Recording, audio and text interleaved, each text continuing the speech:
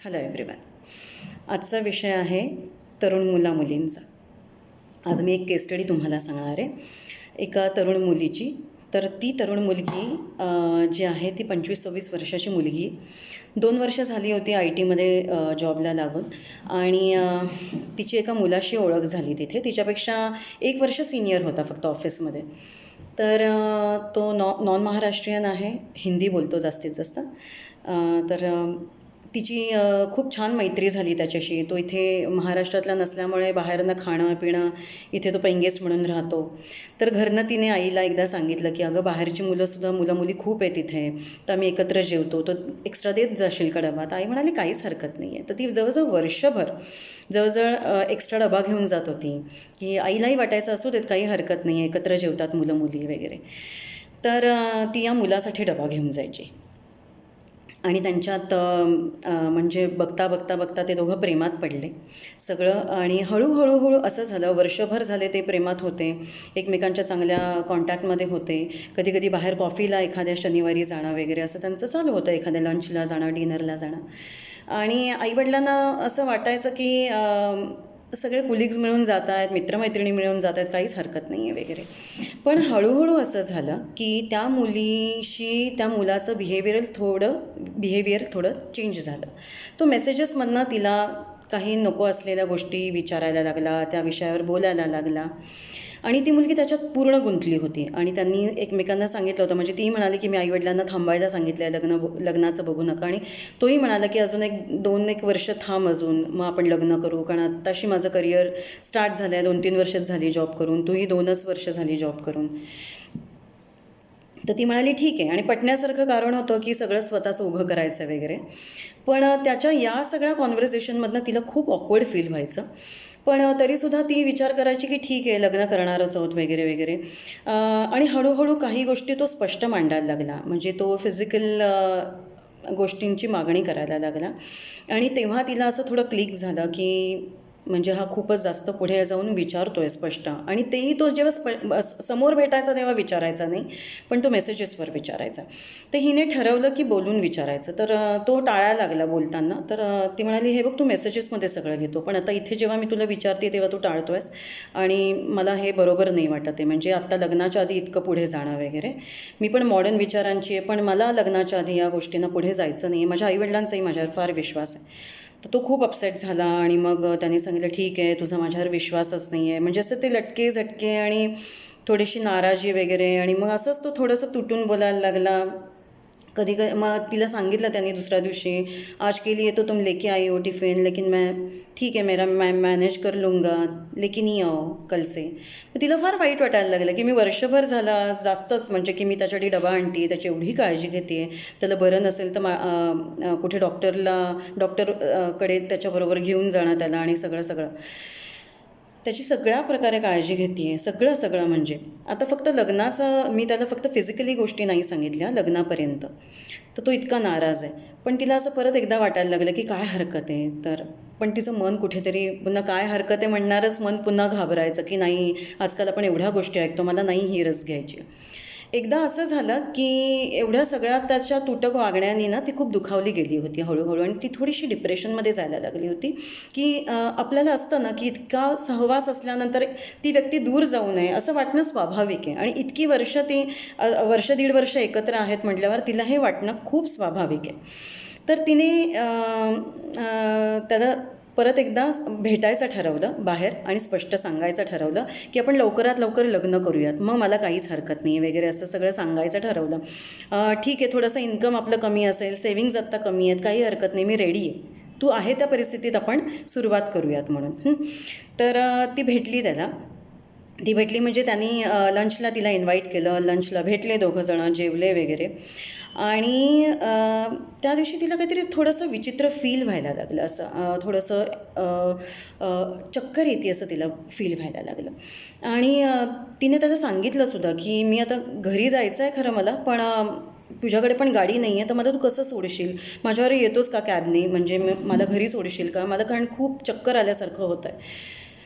तर तो म्हणाला बरं असं म्हणाला तिला. पण कॅबमध्ये असं झालं की तिला कळलंच नाही की कधी तिला पूर्णपणे तिची हे उडली म्हणून, म्हणजे ती पूर्णपणे झोपेत गेली म्हणून.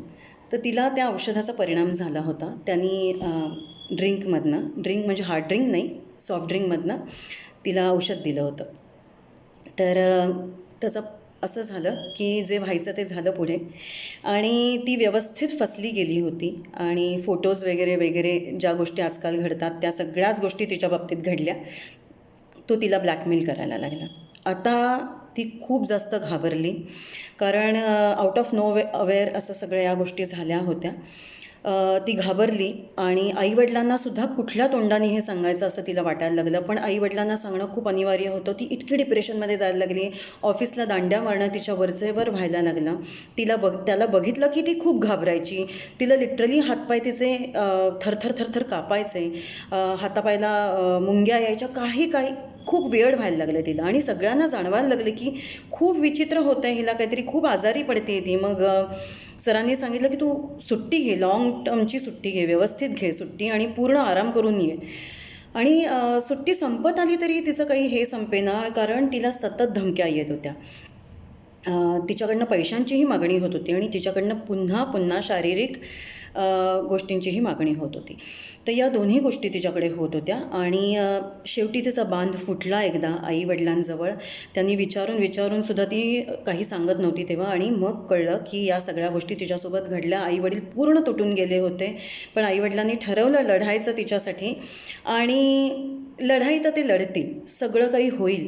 पण मला असं खूप मनापासून वाटतं आहे, कारण एव्हिडन्स वगैरे वगैरे सगळ्या गोष्टी कोर्ट मागतं आणि बऱ्यापैकी गोष्टी ते कलेक्ट करू शकतील, कारण तिच्याकडे मेसेजेस होते त्याचे काही.